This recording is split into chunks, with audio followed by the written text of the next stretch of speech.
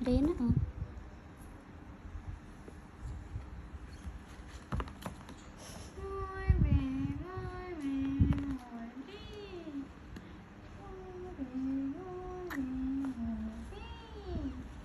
Ngon. Mơ cá mèo mèo mèo mèo. Này ốp ốp ốp ốp ốp ốp ốp. Ồ. Hiên hòn, hiên hòn. Từ từ nè.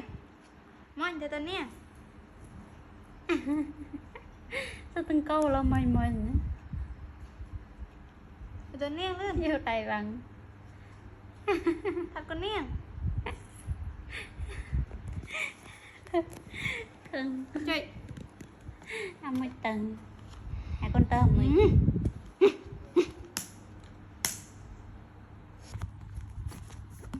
Thì Chết tao na đi.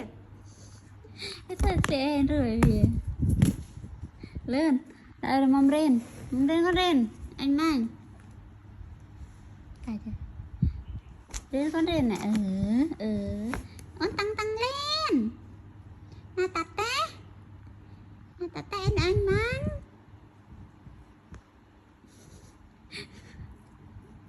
tên gì Người đây việc cái chết thôi chụp. gì tôi xí à chọc chị tôi xí à chọc chị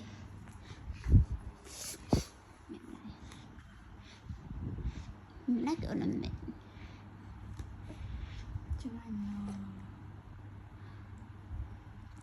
Trứng anh đôi nấm tăng cà phê rồi.